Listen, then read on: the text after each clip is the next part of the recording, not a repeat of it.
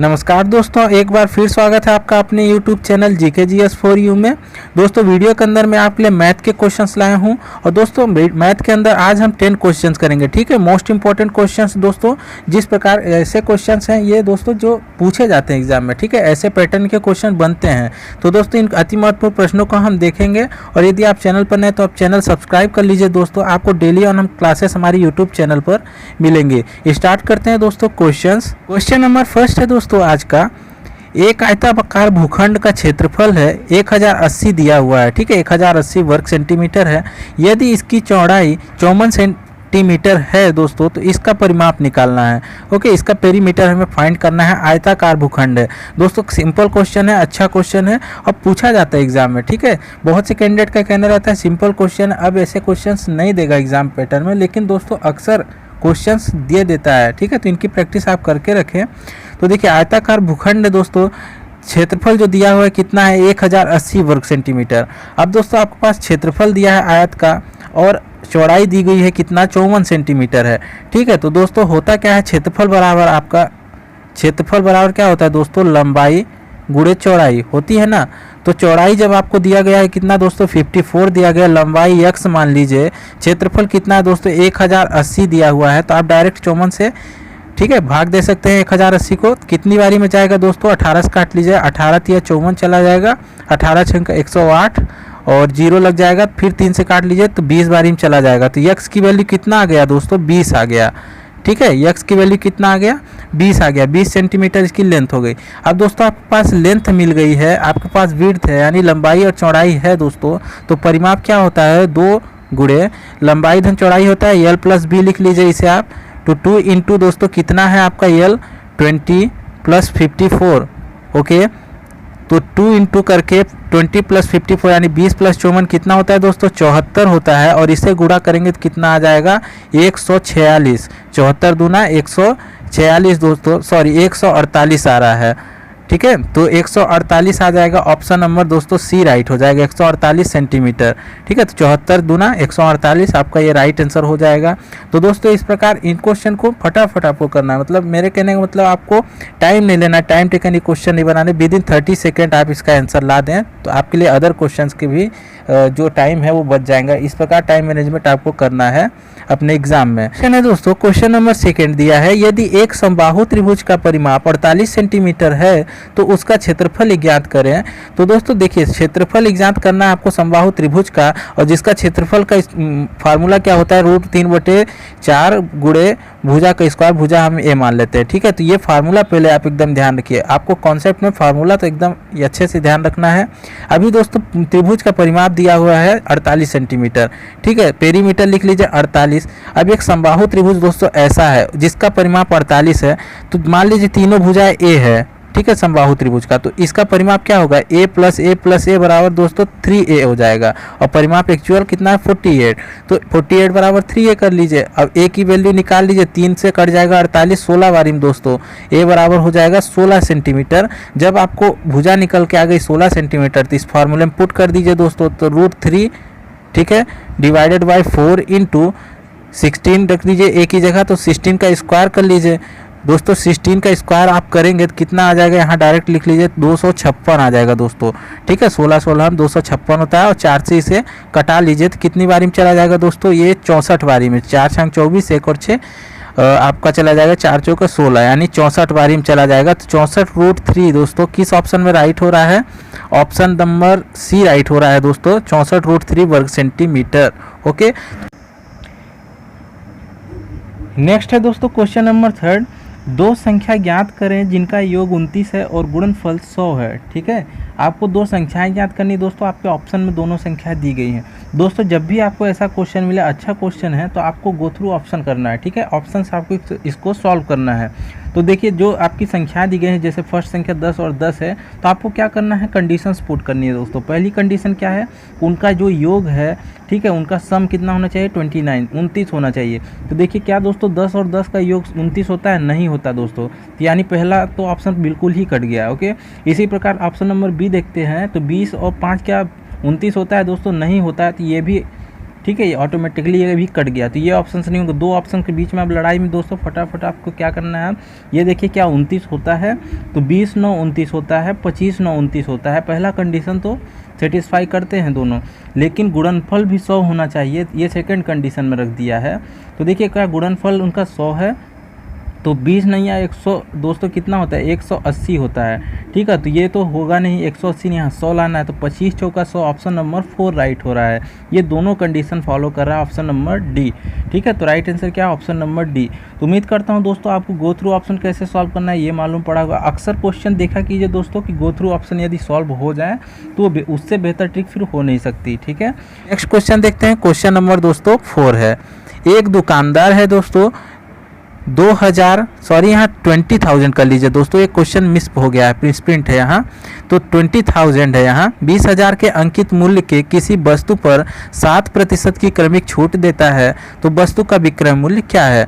दोस्तों आपके पास अंकित मूल्य दिया गया है कितना, 20,000 रुपये। ठीक है, लिख लीजिए आप, 20,000 हमारे पास अंकित मूल्य है। अब दोस्तों जब भी आपको अंकित मूल्य दिया रहे, आपके पास छूट दिया रहे, विक्रय मूल्य निकालना होना, डायरेक्ट लिखे 20,000 अंकित मूल्य और छूट कितना है 7%, तो 7% 100 में से माइनस कीजिए, छूट दिया है ना, जैसे हान के केस में करते हैं 100 से माइनस कीजिए, कितना आएगा 100 माइनस 7 93 आ जाएगा। 93 लिखिए, अब 93% आएगा तो परसेंट की जगह नीचे 100 चला जाएगा। क्लियर है दोस्तों। अब यहाँ कह क्या रहा है दोस्तों, 7% की यहाँ पास 2 क्रमिक छूट है। ठीक है, ये क्वेश्चन थोड़ा सा मिसप्रिंट यहाँ है, एक यहाँ 0 कर लीजिएगा, यहाँ 2 क्रमिक छूट में लेना है। ठीक है, यहाँ 2 क्रमिक छूट होना चाहिए, तो ये आपका 93 एक और ऐड कर लीजिए इंटू 100 दोस्तों। क्लियर है, 2 क्रमिक छूट है तो 2 बार लिखेंगे, 93 डिवाइडेड बाय 100, 2 क्रमिक छूट पर ले रहा है। ठीक है, तो ये दोनों क्वेश्चन यहाँ थोड़ा सुधार लीजिएगा आप इसे। तो इसे जब कटाएंगे दोस्तों सिंपली इसे सॉल्व कर लीजिए, 0000 ये कट गया, 93 आप इंटू करें कितना आ जाएगा दोस्तों 8649, ये आपका गुणा करने पर आ जाएगा, आप गुणा कर लीजिएगा और इंटू 2 रहेगा, फिर 2 से गुणा कर लीजिए, ये आपका आ जाएगा 17 दोस्तों 17,298, ये आपका राइट आंसर हो जाएगा, यानी ऑप्शन नंबर बी, यही विक्रय मूल्य है दोस्तों। बस आपको प्रोसेस मालूम होनी चाहिए कि यदि विक्रय मूल्य निकालना है, हमारे पास अंकित मूल्य और छूट दिया गया है, तो डायरेक्ट आप लिखिए अंकित मूल्य गुणे 100 माइनस जो आपका छूट है डिवाइडेड बाय 100 रहेगा। ठीक है, तो आप सिंपली आंसर ला सकते हैं। अगला क्वेश्चन देखिए, क्वेश्चन नंबर 5 है, अच्छा क्वेश्चन है दोस्तों ये। निम्नलिखित श्रेणी में प्रश्नवाचक चिन्ह के स्थान पर क्या आना चाहिए। देखिए श्रेणी ऐसी दी रहेगी, ठीक है, अक्सर रीजनिंग में ऐसा क्वेश्चन पूछता है, तो आपके पास जो श्रेणी दी जाएगी, सीरीज दी जाएगी, तो उसमें आपको पहचानना है कि प्रश्नवाचक चिन्ह में क्या आएगा।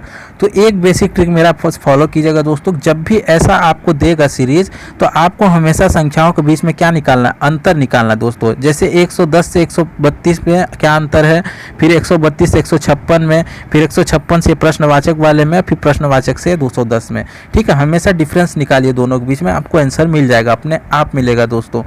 अब समझिएगा, एक कंडीशन और फॉलो कीजिएगा, जब आपका संख्या लगातार तेजी से बढ़े, जैसे यहाँ मान लीजिए 2 होता, 2 की सीरीज, फिर यहाँ 8 की सीरीज होता, 8 के बाद यहाँ दोस्तों 32 होता, 32 के बाद यहाँ आगे ऐसे बढ़ता जाता, लगातार केस बढ़ रहा है ना, बड़ी संख्या बढ़ रही है, 8 से 32 ज़्यादा डिफरेंस हो रहा है। तो जब ज़्यादा डिफरेंस होगा तो हमेशा ध्यान में रखिएगा, या तो वहाँ वर्ग का केस है, या क्यूब का केस है, ठीक है, या फिर वहाँ पास गुणा का केस है। ठीक है, ऐसा समझिएगा। और जब भी आपका ऐसा कम वाला डिफरेंस रहे, जैसे इस क्वेश्चन में है, तो हमेशा माइनस कीजिएगा, दोनों के बीच में अंतर देखिए, यहाँ प्लस या माइनस का खेल है। आइए देखते हैं दोस्तों क्वेश्चन क्या है। 110 लिखिए, 132 लिखिए दोस्तों, 156 लिखिए, यहाँ क्वेश्चन मार्क, यहाँ 210। अब समझिएगा दोस्तों, इन दोनों के बीच का डिफरेंस लीजिए, इन दोनों के बीच का डिफरेंस, इसका और यहाँ। ठीक है, तो 110 से 132 में कितना डिफरेंस है, 22 का डिफरेंस है। 132 से 156 के बीच में कितना डिफरेंस है, 24 का डिफरेंस है। तो 156 से प्रश्नवाचक के बीच में कितना डिफरेंस होना चाहिए दोस्तों। देखिए सीरीज समझिए, 22 दिया है भाई, 22 के बाद 24 बढ़ रहा है, 2 बढ़ रहा है, तो यहाँ कितना बढ़ना चाहिए, 26 बढ़ना चाहिए। यानी 156 से प्रश्नवाचक के बीच में 26 का डिफरेंस होना चाहिए। तो आपको करना क्या है, 156 में 26 जोड़िए, आपको संख्या मिल जाएगी।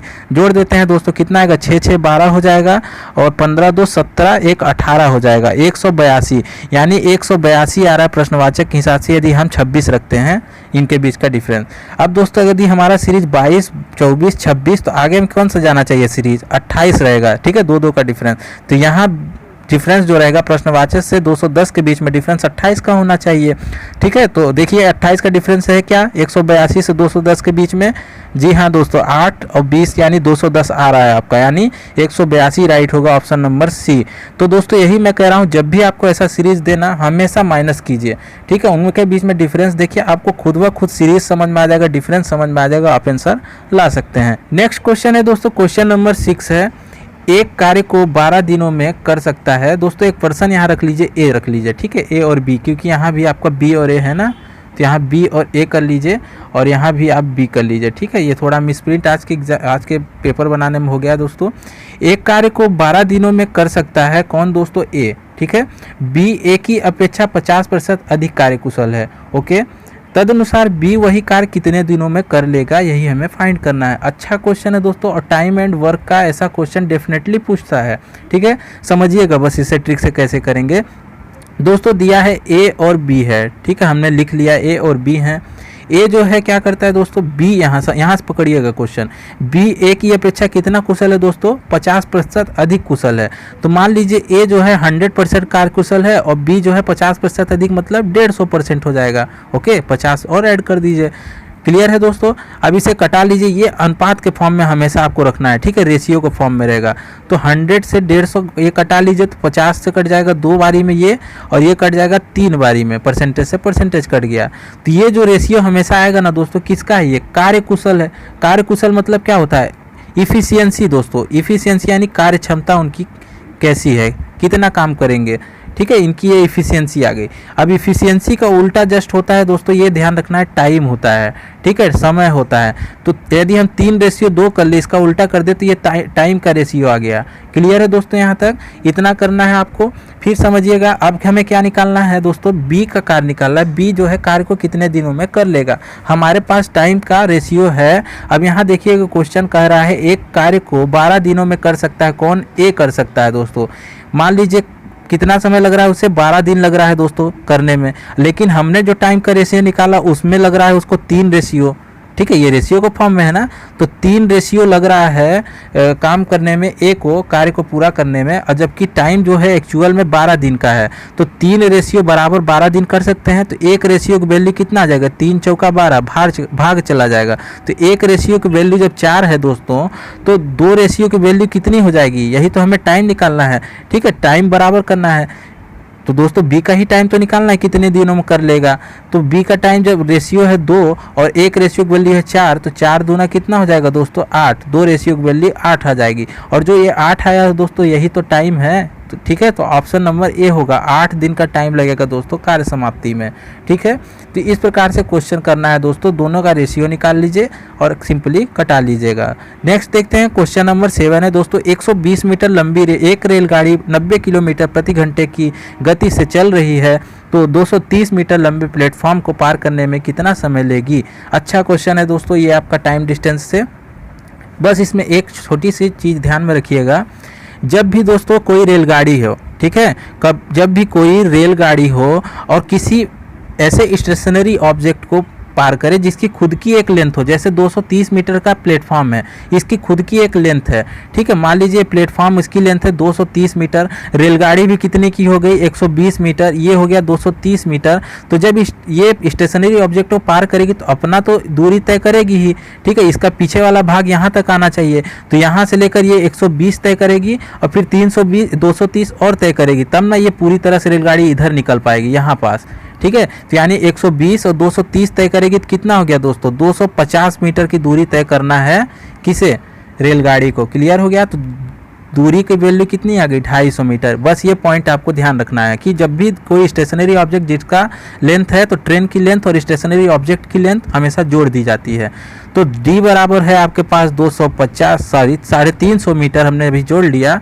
और टाइम कितना है दोस्तों? टाइम नहीं दिया, टाइम निकालना है। और रेलगाड़ी का जो स्पीड है कितना दिया है? 90 किलोमीटर पर आवर। अब ये हमें बताइए दोस्तों, ये मीटर में है, ये किलोमीटर पर आवर में है। बहुत से कैंडिडेट यहीं गलती कर जाते हैं, तो इसे भी आपको किलोमीटर को मीटर में चेंज करना है। तो जब आपको बड़ी यूनिट से छोटी यूनिट में जाना है, तो मैं एक वीडियो में बता चुका हूँ। तो छोटी यूनिट में जाना है तो छोटा वाला पार्ट ऊपर, यानी 5 ऊपर नीचे 18, ये 5/18 एक आपको संख्या ध्यान रखनी पड़ेगी एक भिन्न। यदि छोटा निकालना है, बड़े से छोटे में जाना है तो 5 ऊपर 18 नीचे, यदि मीटर किलोमीटर में जाना है तो 18 ऊपर 5 नीचे। ठीक है, कटा लीजिए, 18 पंचे 90 और 55 25 हो जाएगा। ठीक है, तो 25 मीटर पर सेकेंड आ गया इसकी स्पीड। अब दोस्तों आराम से आप अपना समय की गणना कर सकते हैं। तो टाइम बराबर होता है दूरी बटा समय, स्पीड। दूरी कितना है 350 मीटर दोस्तों, और आपका जो चाल दिया गया है कितना है 25 हमने निकाला, 25 से भाग दे दीजिए, चला जाएगा 25 से कम 25 10 14 बारी में 14 सेकेंड, यानी ऑप्शन नंबर ए राइट हो जाएगा दोस्तों। क्वेश्चन है दोस्तों, क्वेश्चन नंबर 8, निम्नलिखित भिन्नों में से सबसे बड़ी भिन्न एक ज्ञात करें। देखिए सबसे बड़ी भिन्न और सबसे छोटी भिन्न डेफिनेटली एक क्वेश्चन बनता है, और दोस्तों इसमें अधिकतर कैंडिडेट्स जो है इस पर गलत करके आ जाते हैं और टाइम टेकन ये करके आ जाते हैं क्वेश्चन। ठीक है, तो लेकिन इन्हें ट्रिक के माध्यम से कैसे करना है दोस्तों, जो आपके ऑप्शंस दिए गए हैं समझिएगा, जैसे आपका 7/8, 5/6, 6/9, 12/13 है। ठीक है, तो करना क्या है दोस्तों, आपको अंश और हर का डिफरेंस लेना है और फिर अंश में भाग दे देना है। समझिए जैसे 7/8 है, ठीक है, क्योंकि मैंने क्या बोला, इन दोनों का डिफरेंस कितना हो जाएगा 1 हो जाएगा, और जो डिफरेंस है उसको उससे जो अंश है आपको उसको भाग दे देना है, यानी इन दोनों का डिफरेंस 1 और अंश क्या है 7, भाग दे दीजिए, कितना आ जाएगा 7 आ जाएगा। ठीक है, इसी तरह 5/6 का कीजिए तो कितना आ जाएगा 5, और उसका डिफरेंस कितना है 5 और 6 का 1, भाग देंगे कितना आएगा 5 बारी में।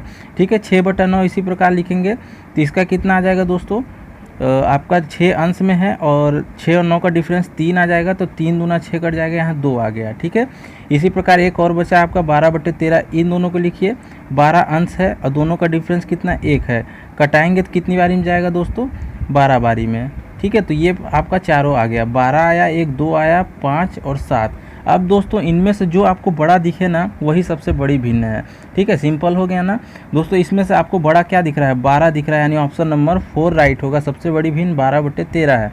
इसी में पूछ देता सबसे छोटी भिन्न कौन सी है दोस्तों, तो ऑप्शन नंबर सी राइट हो जाता, 6/9 सबसे छोटी भिन्न है।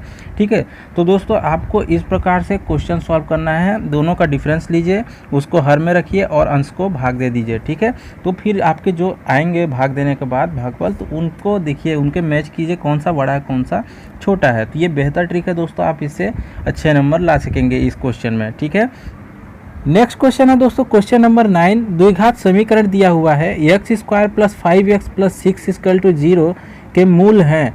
ठीक है, यहाँ मूल पूछा गया है दोस्तों, और ये अक्सर पूछा जाता है क्वेश्चन में। तो देखिए ऐसा क्वेश्चन में क्या करना है दोस्तों, हमेशा आपको गुणनखंड करना होता है। इसके गुणनखंड निकालिए इस समीकरण के। तो देखिए गुणनखंड कैसे निकालते हैं दोस्तों, बीच वाली जो संख्या है 5x, ऐसी दो संख्या लेते हैं जिसको जोड़ने पर 5x आ जाए। ठीक है, और उनके गुणांकों को गुणा करने पर ये जो लास्ट और पहला वाला इसके गुणांक x के गुणांक यानी 1, ठीक है, गुणा करने पर 6 आ जाए और जोड़ने पर 5x आ जाए। तो क्या है ऐसी संख्या दोस्तों, यदि हम 3x ले लें और 2x ले लें तो जोड़ने पर आ जाएगा 5x, और इनके गुणांकों को यदि हम जोड़ेंगे गुणा करेंगे तो 3 दूना 6 आ जाएगा, यानी दोनों कंडीशन सेटिस्फाई है। तो लिख लीजिए x² + 3x + 2x दोस्तों, और ये 6 लिख लीजिए। ठीक है, अभी क्या करते हैं कॉमन लेते हैं दोस्तों, दो दो जोड़ा बना लीजिए, जैसे इसका यहाँ कॉमन लीजिए तो x कॉमन आएगा तो x + 3 यहाँ आ जाएगा, और इसका कॉमन लेंगे तो कितना आएगा 2 कॉमन आएगा तो x + 3 इसमें भी आ जाएगा, 2 तो निकाल दे तो 2 3 6। ठीक है, तो एक हो गया मूल आपका, एक हो गया आपका गुणनखंड x + 2, दूसरा है x + 3 और इक्वल टू 0 तो है ही दोस्तों। अब मूल के लिए क्या करते हैं, x + 2 बराबर एक बार 0 रखिए तो x बराबर -2 आ जाएगा पहला मूल। इसी प्रकार x - 3 बराबर 0 रखेंगे तो x बराबर आ जाएगा -3, तो दूसरा मूल -3। ऑप्शन नंबर दोस्तों डी राइट हो रहा है, -3 -2 यही तो दो मूल है। इसी प्रकार दोस्तों ये क्वेश्चन करना होता है। नेक्स्ट है क्वेश्चन नंबर 10, अच्छा क्वेश्चन है दोस्तों, ये सॉल्व करने के लिए भी देता है, तो ये इसको भी विदिन सेकेंड आपको करना रहता है, क्योंकि टाइम कंज्यूम करना है, आपको बचाना है। ठीक है, क्वेश्चन नंबर 10 है, निम्नलिखित प्रश्न में प्रश्नवाचक चिन्ह के स्थान पर क्या आना चाहिए, तो 3800 - 22। कुल मिला के आपको दोस्तों इसमें जो बोर्ड मास का रूल है उसको फॉलो करते ही इसे सॉल्व करना है। ठीक है, अब देखिए कैसे करते हैं। पहले क्या करते हैं दोस्तों, भाग करते हैं। ठीक है, भाग का कंडीशन दिया है, भाग करिए। ठीक है। तो 48 से कटाइए 1968 को, कटा लीजिए इसे दोस्तों, 16 से कटाइए, 16 या 48 हो जाएगा, और 16 से काटिए 1968 को, तो 16 से कटेगा दोस्तों, 16 एकम 16, 3 और 6 बचा, तो आपका 16 दूना 32 हो जाएगा। 16 दूनी 32 के बाद कितना बचा दोस्तों आपका, ये 4 और 8 यानी 16 चौका 16 या 48 हो जाएगा, सॉरी। फिर 3 से कटा लीजिए, कट जाएगा 3 चौका 12, 3 एकम 3, 41 आ गया दोस्तों। इतना सॉल्व हो गया, 41 आ गया। अभी क्या करना है दोस्तों, गुणा की कंडीशन करते हैं, भाग के पास गुणा करते हैं। तो 41 का 22 में गुणा कर लीजिए, कितना आ जाएगा 3800, यहाँ क्लियरली लिख लेते हैं। और माइनस 22 आपको माइनस क्या करना है, 41 और 22 का गुणा कीजिए, तो 22 एकम 22 का 2, और कैरी आया 2, तो 22 चौका 88, 2 90 हो जाएगा, 902। और इधर तो आपका 7x है, x मान लीजिए प्रश्नवाचक की जगह, ठीक है। और 902 को माइनस कीजिए 3800 में दोस्तों, तो 10 में 2 गया 8 आ जाएगा, और ये बचा आपका 9, तो 9 आ जाएगा, डायरेक्ट 0 लिखा है। फिर इसके बाद दोस्तों ये आपका बचा 37 में 9 चला जाएगा, तो आ जाएगा 28 दोस्तों, 2898, और इधर 7x है। अब 7 से कटाइए दोस्तों, तो x की वैल्यू आ जाए, तो 7 चौका 28 कट जाएगा, 7 एकम 7 आ जाएगा, 2 और 8 7 चौका 28, x की वैल्यू आ गई 414। ऑप्शन नंबर फर्स्ट राइट हो रहा है, ठीक है दोस्तों। ये भी क्वेश्चन ऐसे पूछे जाते हैं, तो एक रिवीजन के तौर पर मैंने आपके लिए रख दिया। तो दोस्तों ये मैथ के टोटल आज 10 क्वेश्चन थे आपके, ठीक है। अलग अलग टॉपिक से अलग अलग टाइप्स के क्वेश्चन जो पूछे जा सकते हैं एग्जाम में, उन क्वेश्चन को मैंने ट्रिक के माध्यम से बताया। दोस्तों वीडियो आपको कैसी लगी कमेंट बॉक्स में ज़रूर बताएं, और साथ ही साथ दोस्तों यदि आप चैनल पर नए तो चैनल सब्सक्राइब कर ले। डेली ऑन क्लासेस आपको हर एक सब्जेक्ट की हमारे चैनल पर मिलेंगी, ठीक है दोस्तों। मिलते हैं नए वीडियो में, तब तक के लिए जय हिंद,